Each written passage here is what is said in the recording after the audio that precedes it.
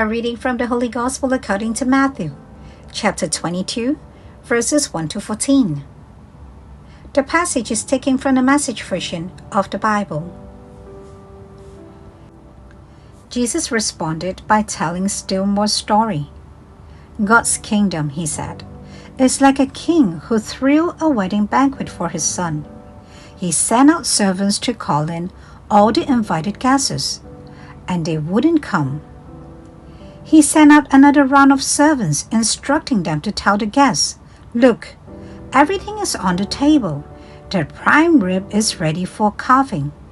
Come to the feast."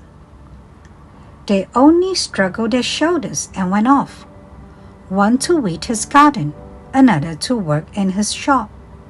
The rest, with nothing better to do, beat up on the messengers and then killed them. The king was outraged and sent his soldiers to destroy those thugs and level their city. Then he told his servants, "We have a wedding banquet all prepared but no guests. The ones I invited were not up to it. Go out into the busiest intersections in the town and invite anyone you find to the banquet." The servants went out on the streets and rounded up everywhere they laid eyes on, good and bad regardless. And so the banquet was on, every place filled. When the king entered and looked over the scene, he spotted a man who wasn't properly dressed. He said to him, "Friend, how dare you come in here looking like that?" The man was speechless. Then the king told his servants, "Get him out of here fast, tie him up and ship him to hell, and make sure he doesn't get back in." That's what I meant when I say, many get invited, only a few make it. The Gospel of the Lord. Good morning. Welcome to Coffee with God, and I am Father Joseph Matthew. Today on the 21st of August, we reflect on the Holy Gospel according to St. Matthew, chapter 22, verses 1 to 14. God invites us to His joy.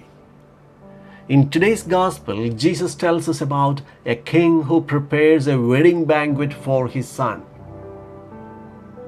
A feast, a celebration of love and communion.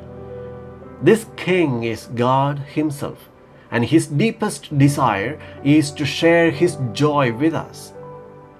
He does not force us, He invites us. He opens wide the doors of His banquet and waits for our response. What a beautiful image that is of our God.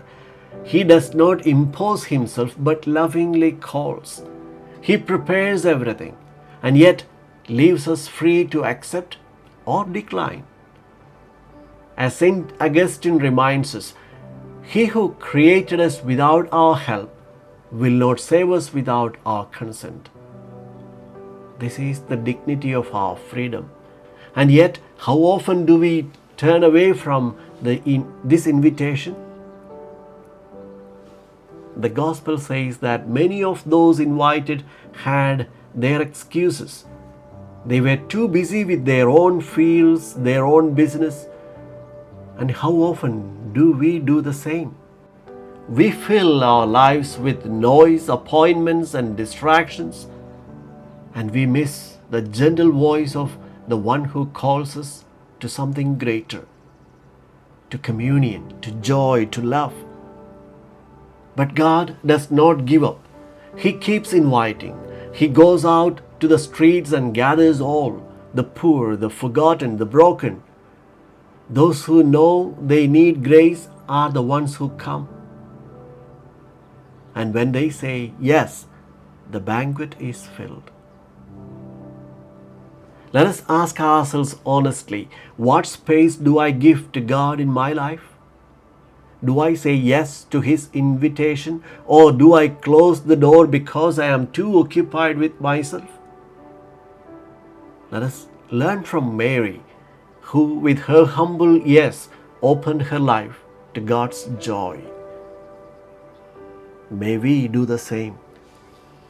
Amen.